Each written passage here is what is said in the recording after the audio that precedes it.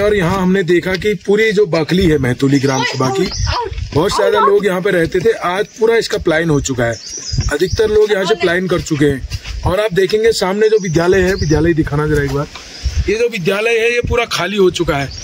यहाँ के लोगों का कहना है कि यहाँ पर जो है 64 विद्यार्थी पढ़ाई करते थे, अध्ययनरत थे।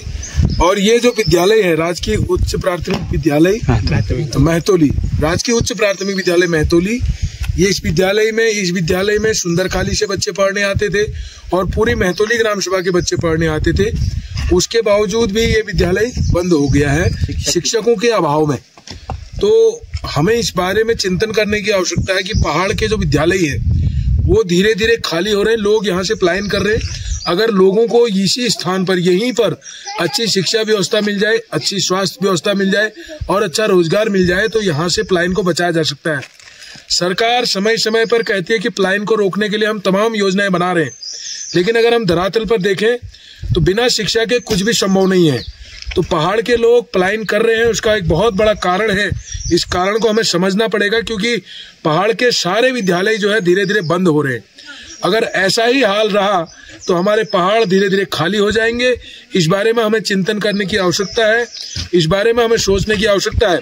जो भी जनप्रतिनिधि चुनाव लड़ रहे हों या जो भी जनप्रतिनिधि चुनाव जीत कर गए हों, भले वो विधायक जी हों या कोई भी सांसद जी हों या जिला पंचायत सदस्य जी हों, ग्राम प्रधान जी हों, इन पहाड़ों की चिंता हमें करनी पड़ेगी। अन्यथा की स्थिति में हमारे पहाड़ों से पूरा पलायन हो जाएगा और पहाड़ में कुछ नहीं बचेगा, केवल बंदरों के सिवा।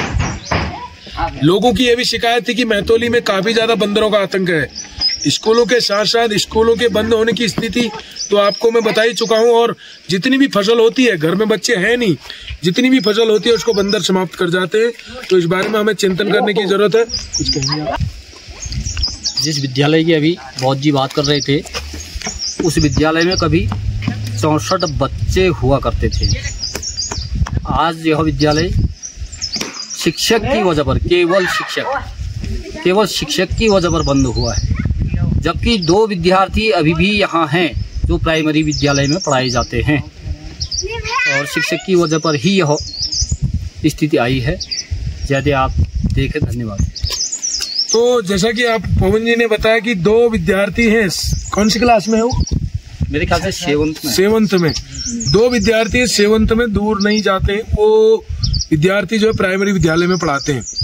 इससे पहले भी मैंने भीमताल में मुख्य शिक्षा अधिकारी महोदय जी से मांग की थी कि भाई या तो आप विद्यालयों में शिक्षकों की व्यवस्था करिए, आप प्रपोजल भेजिए शासन को। और ये जो विद्यालयों का बंद होने का जो स्तर है ये लगातार बढ़ता जा रहा है। बीच में 3400 प्राथमिक विद्यालय उत्तराखंड सरकार ने बंद किए थे। तो कम से कम हम डिमांड करें शिक्षकों की, और यदि शिक्षकों की व्यवस्था हम नहीं कर पा रहे तो कम से कम एक रूल है स्काउट भत्ते का।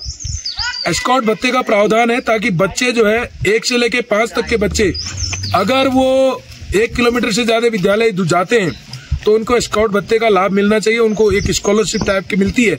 और यदि 6 से लेके 8 तक के बच्चे 3 किलोमीटर से ज्यादा विद्यालय जाते हैं तो उनके लिए स्काउट भत्ते की व्यवस्था है।